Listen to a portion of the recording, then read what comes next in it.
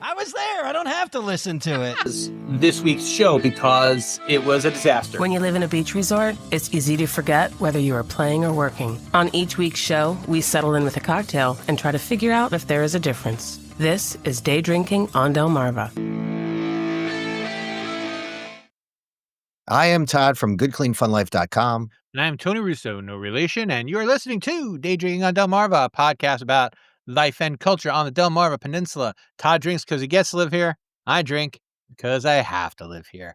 And I did my fair share of drinking this week. I had a bunch of stuff going on, and Todd did as well. So we're going to just kind of jump right into it. But before we do, we're going to preempt the commercial. We'll do the commercial after this. I just have to get this off my chest.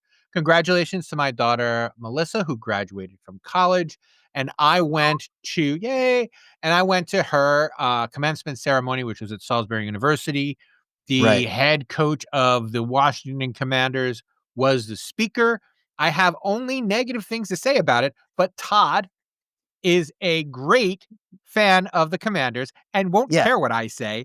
And I don't really have anything else to say about it. So I just don't want to sit here and talk. Usually when I talk shit, Todd's like, yeah, you're right. But this one, I know, I know my audience. He doesn't care.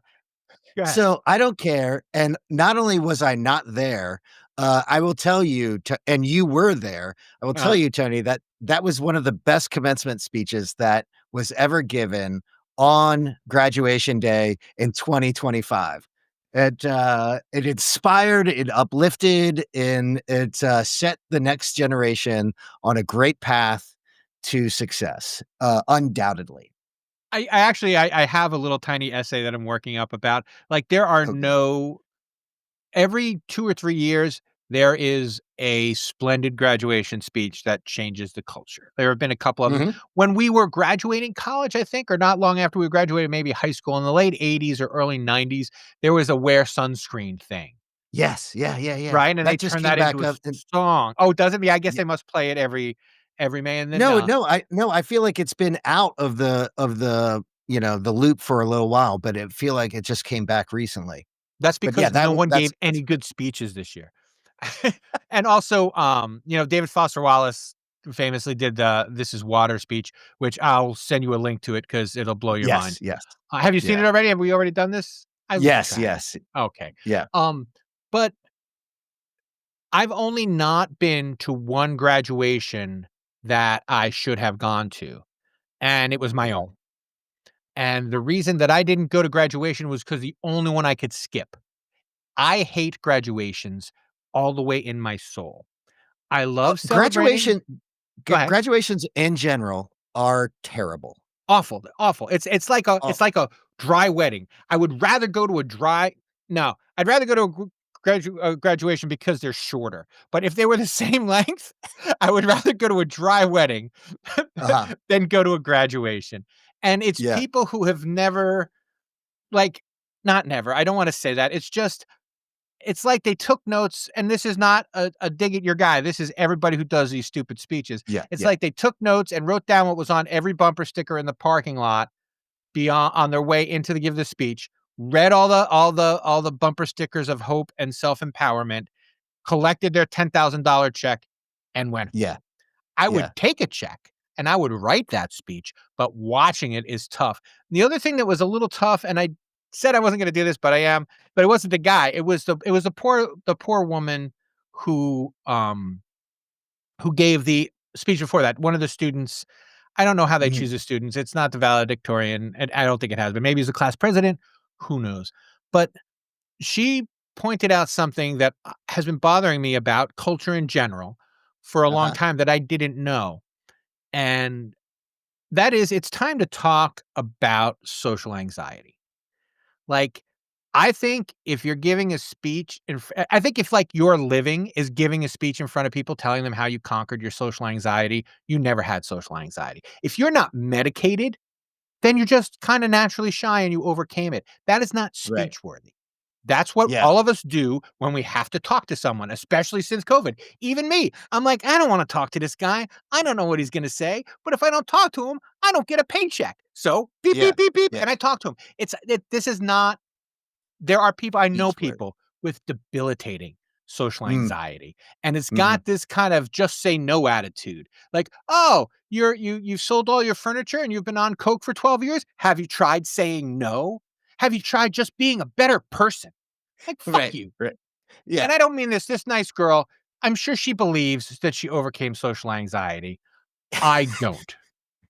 But it was a very, very exciting speech, and, oh god, On I just today's wanna tear my eyeballs out when I go to these things. on today's episode of Tony eviscerates a college student. I know, what a jerk. I'm such an asshole sometimes. I wish I could help myself.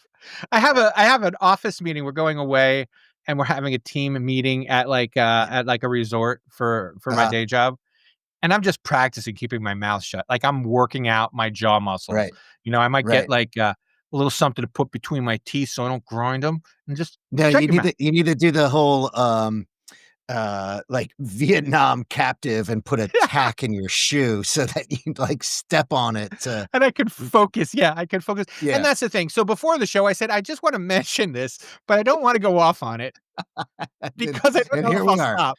And here Here I we are am, 7 minutes in. 6 minutes in. Yeah, Jesus, I am so sorry, folks. All right, yeah. let's talk about happier Oh, things. no, wait, Like, can I do wanna oh, say this. please. Um, I was, obviously, I suffer from social anxiety. My name's Tony, and I said,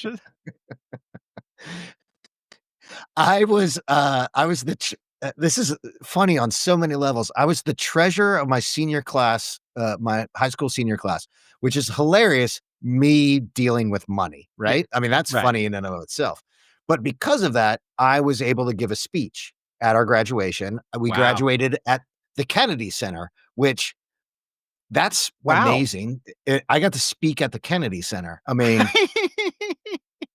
like, that's just stupid, How right? is that not on your resume? Kennedy I Center re speaker. yeah, yeah, that's a yeah. Welcome to my TED Talk. But what my speech was literally taking all of the inspirational quotes and basically making fun of the fact that that's what a Ah, speech is, and, um, I don't remember it, man, it was so long ago, but I definitely at the end of my speech was this sort of me stringing together all of the inspirational quotes at the time. The one I remember is, the army, be all you can be, and like, bada bing, bada bi just like stringing them all together. Um, that's and then, fantastic. so, like kind of making fun of it, like you said. But then shortly after graduation, uh, 16-year-old kid, I hydroplane, in my parents' car. I get into an accident, and because it was raining outside, me and the woman who I fender bendered with are sitting in the back, sitting in a cop car. This woman knows who the cop is. I'm sitting in the back, and he's just trying to be all copish, da da da da da. And he gets out of the car to do something, and the woman in the front seat turns around and goes, "Oh, I'm Sonia's mom. We just l and this and officer so and so is Jenny's mom, and we just loved your speech at the graduation." That's great. That's absolutely fantastic. And that's where my social anxiety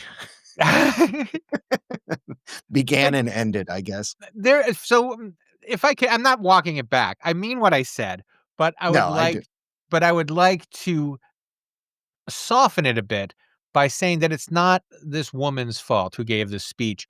We have decided that if it makes you feel bad, it needs a disease name, 215 every Yeah, week. there we go. There we go with the If kids. it makes you feel bad, it's a disease name. And, no one's just shy. They suffer from Right, social anxiety. See, and right, so right. now it's not their fault. It's this thing that's been Yeah, thrust upon them. yeah. My grandkids all go to kindergarten and whatnot, preschool. They go to school. Mhm. But they don't have classmates. They have friends. Did your kids do this? Was this a thing when you were kids? That They don't call they them didn't call them classmates. classmates? No, they call them friends. I mean, okay. No, it's not a No, like like My friends have social anxiety. So they call them Yeah. friends, Uh-huh. and then they say they're good friends or bad friends. And I'm like, you're teaching kids that the word friend has no meaning. Right. And that is what drives me a little bonkers about A the little kind of bonkers. yeah, so the language has kind of spun a little bit out of control, and this this social anxiety thing just triggered me. No, I was naturally shy and I worked hard and overcame it. That's fine. Right. That's a good Yeah. speech. And these are all the things that happen, and I just knew that I couldn't be shy anymore. You can't Yeah. decide not to have a disease anymore. And Right. that's I'm Right. that's I'm really harping on the people who use social anxiety to trick poor young women like this into thinking they have it. No, Yeah. if you're not on medication, you don't have social anxiety. You're Yeah. shy and you can overcome it. If it's debilitating, it's not because you're too lazy. It's not because you just don't seize the day. It's not just because you don't read any of the bumper stickers. It's because you have a chemical thing that makes your chemicals do chemical things. I Yeah. mean, it's not Yeah. I no mean no I dig mean, against anybody who has social anxiety, no dig against anybody who thinks they have social anxiety, but if you're not going to a doctor for it, just start calling yourself shy and try a little harder. If you are yeah. going to a Yeah. doctor for it, good luck. I hope that it works out for you because it sucks to be scared all the time, no matter Yeah. whether it's medicated or not medicated. Yeah. Yeah. I mean, in 2025, I have a hearing impairment, dyslexia, and ADD. Uh, in, you know, 1990, I was just dumb and didn't apply myself, right? I Yeah, mean, like, that like I was just an idiot, right? that's That's a like, and so anyway, we have a title for this episode, and I just wanted to share it with you. It's called Todd's Journey of Self-Discovery. yeah. And because one of the things he didn't know about himself is that he hated bumper stickers as much as I do. The other Yeah. thing that he didn't know about himself is that he's always been kind of original, but we wanna talk a Oh, little yeah. bit about Yeah. originality, and, I'm sorry, do you wanna do a commercial? It's 15 minutes in. Yeah, let's do a commercial for, GCFL Productions. Please. A small we like to promote a small local business that we like, Oh, I'm and sorry, I should have said that. this week's small local business is me and Natalie, of course. I recently changed the profile on, our Instagram page for Good Clean Fun to say 30 plus years of marketing 30 plus year marketing professional and an entrepreneurs, right? I feel like we needed to just kinda stop being so Gen X and just being like, "Oh, we take pictures and video," Yeah, and stop, I mean, I'm not gonna say that we're not, or I'm not gonna say that we're something that we are not, but the truth of the matter is that for 30 years, I've been creating businesses, some that have done well, some that have no, none that have done well, some that some have that have not allowed me done to poorly. live, and some that Yeah. have not done poorly. And marketing has always been part of that. Natalie worked in marketing when we first got married and has always been part of our that aspect of business has always been, a passion of ours, and we've been doing our business for, 15 years or whatever. But, like, we've been at it for longer than that. And we were talking before the show about, uh, how difficult I find it to, be a slave to the algorithm, for your social media marketing and to do trends and that sort of thing. And I realized that it was baked in at an early age when I was a teenager and a skater. And I mean, even the media part of that too, right? Like, Right, yeah. be, That's well, what I'm saying, like, you don't even know what you know about yourself. like consuming skate videos was a thing before it was mainstream, right? It was before the internet, and uh, skaters would record a part. Sometimes it would take months or years to record their part, and their part was them doing tricks, original tricks at original spots, and with their own style. So it was, counterculture within even the culture of skating, right? It's like Right. and if you ever did, and this whole expression about steal the spot, right? There's a big set of stairs, and somebody does the first, backside kickflip down that, and they stole the spot, like, and they got it on tape and released before you. Tape, right? This is how long we're talking. It was literally tape, folks. Within a VCR, and that would spoil the spot, and then you couldn't do that trick at that spot. You had to do something completely different and completely somewhere else.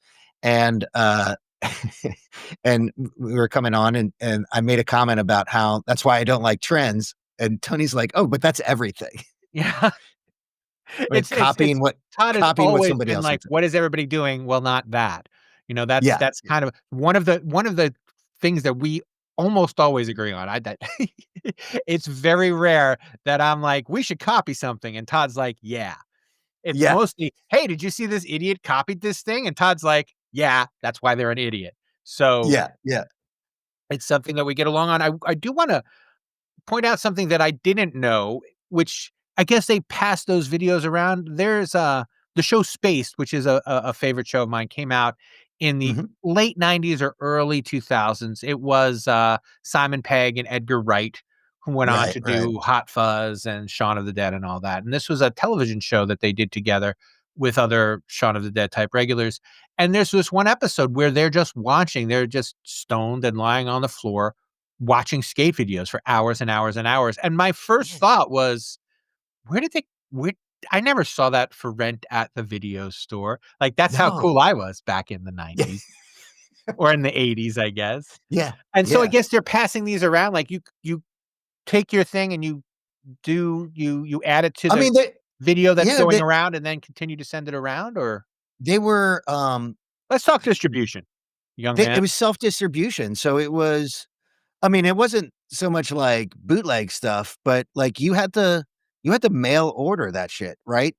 You knew it was coming out because you would read it in Thrasher magazine or Transworld, and, and we had Joe Cash, which is hilarious that his name was Joe Cash, but he was the rich kid in the neighborhood, and he had a Right. ramp in his backyard, and he would order it. He would get it mail order, the VHS tape. I mean, because not even everybody had a VHS player, right? This is the Yeah, Stone Ages, you're right? talking 19 if you're 16, what is it, 1988, 1990? Yeah, yeah, late '80s, right? Graduated '91, so yeah, prior to that, Wow. and we're and then we all huddle around this little TV And go like, and "Oh, watch. ooh, ah." Yeah, Yeah, I yeah, saw that they have a whole episode of a show I love that. based around that, which I think Yeah, is awesome. Uh, um, go ahead. yeah, and there's like, to this day, there are certain parts that were, like, culturally shifting. So, and if you ask anybody who grew up in that time who had any connection to skating, you talk about Jamie Thomas's 17 stare. It was the most ridiculous thing that had ever been witnessed by humans, apart from the moon landing, which maybe that happened or maybe it didn't. Um, and it was, yeah, it was a huge cultural shift. And if somebody went back and tried to do that same trick, other than him, they would be, you Right, well, know, tried to sell it. yeah, I yeah, mean, yeah, and or try to pass it off as their own as would. I thought of this and this should go here. Yeah, and what I guess what happens, and because one of the things you applied it to is the internet in general is really that Mhm, way. mm, With everybody running, and it's funny to say that because, like, Substack is just overwhelmed with famous people now, yeah, and brands, and everyone's kinda showing up there, but it's like always chasing the next thing is so exhausting, mm, and it's not fulfilling. Like, I don't wanna do something that you did better than you did it. I wanna do what I wanna do. right. Yeah, And yeah, there are different reliable tactics for telling people what you've done. So did I pick up on video? Yes, finally. But I'm not doing the video because I think that video will work. I'm doing video like because it's kind of expected of me. Like those are the rules. Like if you want to do Right. this, you should have a video presence if you want to. Because if I can add into what I was going to talk about, especially since we're kind of ticking here, I did a webinar. I hosted a couple Oh webinars yeah. over Yeah. Yeah. the Yeah. last couple days for the American Society of Professional Business Editors. I don't, and it's an American editor Society. group, yeah. But Oh, the ASBCSBA. PE, no, That's PE. T. Alright, Okay. yeah. Whatever it is, it ends in PE. But, listening to them talk and talking about how to navigate trying to earn money and trying to tell good stories about very specific businesses. Like, one of the interesting things about B2B, um, journalism, and it's like, I do like legitimate journalism. I call people. Sometimes I ask them hard questions they don't wanna answer. Like, that's Right. part of my job. But the thing is, you're covering your advertisers, Yep. which is a really interesting place to be. And so, like, my aggression doesn't always go over very well with the sales department, but it Yeah. does go over well with the readers, right? Because they're like, "Well, Yeah. you shouldn't say that." And everybody's like, "That's true." That's why I said it, you know? Yeah. And Right. Right. and finding a way to do that isn't just my problem. It was nice to know that it wasn't just my problem, but one of the things that everyone is terrified about, which is why I love our podcast and the fact that we've been doing it for 300 years, Mhm. is like Google is not useful if you're a small business. If you're a Right. medium-sized business. If you're a media business, it absolutely is not useful because the AI will get the gist of your story and post it. Um, Email newsletters are on the wane because now that people can't game SEO anymore, they're trying to game the newsletter business. I'm not giving Yeah. up on newsletters because I believe in newsletters. I like them, but mostly what I'm not giving up on is podcasting because Yeah. that is the medium that it's impossible to game. You can put out an AI podcast and it will suck. Trust me, Yeah. I've listened to a bunch of them.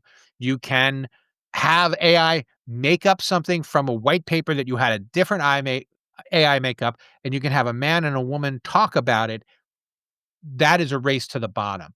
And Yeah. if I'm Yeah. excited about anything, I'm excited that we are good at podcasting secretly, but good at podcasting, and we're concerned about quality at the beginning of a race to the bottom. Like, we're already not making so much money at this that we have to worry about the competition, right? We can Yeah. continue Yeah. to do what we do, but and especially hopefully we can get the Destination Delmarva started when the fall comes.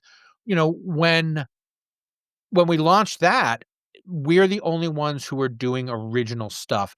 And your Yeah. humanity and your originality are the things that are going to matter over the Yeah. next 10 years. And so Yeah. running around trying to catch if you wanna run around and try to catch what people are doing now, I'll tell you what they're doing now. They're trying to find out how AI can do their job, and they can just stay home Mm. and collect the paycheck. Some of them will do that, most of them will fail, all of them will suck. So, Race to the I bottom. feel I like pretty that. confident. Yeah, I feel pretty confident. Although that said, Well, I and am gonna start doing the Instagram for Destination Delmarva again. Um, and again, I've had a couple jobs that bigger jobs, one-off jobs that have come my way that make me feel better. I can't remember if we talked about this last week, but um, like the focus on the area is something that I feel like everybody has taken their eye off the ball with, and the local voice, right? Maybe we talked about this. we've The talked fact about that this we off air hired, before. Yeah. yeah, they hired the Ocean City hired a Baltimore firm now, to promote and They do that advertise all the the time. area. What it is they Yeah, love it. Ocean City's broken. yeah, Whoever they hired, and this is not an accusation, this is a guess. In the past, they've tended to hire firms that were politically connected. I don't know if that's true yeah, sure, yeah, anymore, But, hey, if you give my friend $30,000, I'll give you a new water tank. That's just off the Right. top of my head. I don't know if that really happened or not. I believe Yeah. that happened. Yeah. But I it probably did happen. Definitely. I see it. I see new water tanks all over the place. Yeah. But I think, at a, more grassroots level, I think people have been consumed with, the bigger picture of trying to either whether it's virality or, trying to make a name for like, and I definitely think Destination Delmarva, a couple of these projects that I'm working on, some of the things that we've done in the past, even like the Berlin Business Partnership that a YouTube channel that I started, or doing like business profiles of small businesses in town. Like all of those things, all of those videos, I go back and look, and they're over 5 years old, and they still hold up. I mean, Yeah. and most of the businesses are still in play, and doing their thing, and it's, this evergreen content has become such a, bottom rung, uh, you know, focus that I feel like people have taken their eye off the ball, and that could be something where, in the near future, people will really, really want to have that sort of thing. Oh, and that's the thing, like, no one cares what's happening now. I'm sorry, no one is willing to pay, like, so NPR is apparently under fire again, and I hope they win, but that's just because I like NPR. You know, Mm, everyone comes up and they're always like, "Support local journalism, support local." Our local NPR station does one story actually, I don't know, I think Brian Russo's in charge now. I stopped listening a long time ago. yeah. But he may be doing more. But we don't have local journalism. No one is. I'll go to the Del Mar town meetings. I'll go Mm, to the Worcester County town meeting. No one will pay me to do it. right. It's not something that we value as a society. So if we're talking about things having intrinsic value, then we should pay for those things, you know? Yeah. And that's like I'm not against NPR, I'm for NPR. But if no one is supporting it Yep. and no one is listening, that is a problem. And one of Yeah. the secrets, and this is what I didn't want to talk about because we don't have enough time and I'll never get into it, but I think one of the secrets that people are going to start discovering, the reason it's so hard to make money at podcasting is that's what I was meant to make said before. It's the only thing you can't game. You can tell people Yeah. you have 10,000, subscribers that you send your newspapers to. You can tell them you had 1,000,000 hits on your Yeah. website, but Yeah. those are all bots.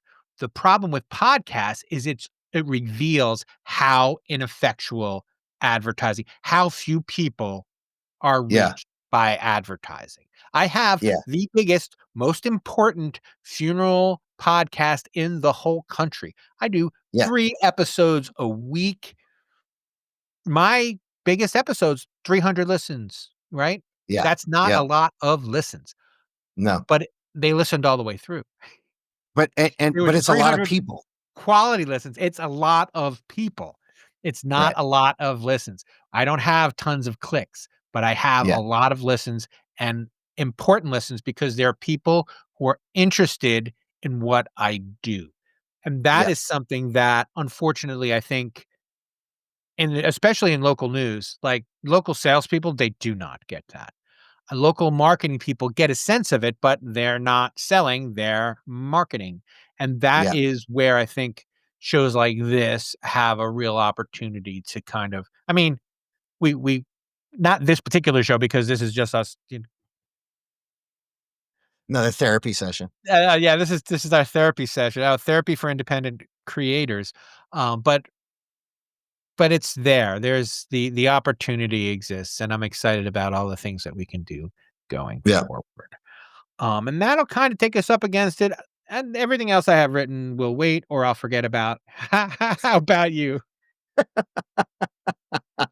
I got nothing. I got a lot, but I got nothing at the moment. Oh, I'm sorry. Are you allowed to, and do you care to promote where your daughter works? Is that something that Independent tattoo? is that Yeah, cool? absolutely. Yeah. Awesome. So my daughter just got back from the West Coast where she Mhm. was fired by the government. And now she lives upstairs with me. But she needs her tattoo. She has a really intricate West Coast tattoo and she needs it filled in. And I'm like, Todd's daughter does that. And I'm like, oh, Yeah. why wait till we hang up to ask everybody? So if you need a tattoo, go to Independent Tattoo. That's the local business that we like Yes. also. Yeah, Two you commercials. can Look, we have doubled the number of 2 commercials in just commercials. one episode. Independent tattoo, where you can have your choice between 5 50-year-old men or a 21-year-old female who 20 something. Yeah. No, it's a great shop. Been there Young, forever too. enthusiastic. Young, enthusiastic. Yep. There you go. All right, we'll do you next time. We'll see you next time. Remember, until next time, at the beach. It's happy hour whenever you say it is. Cheers.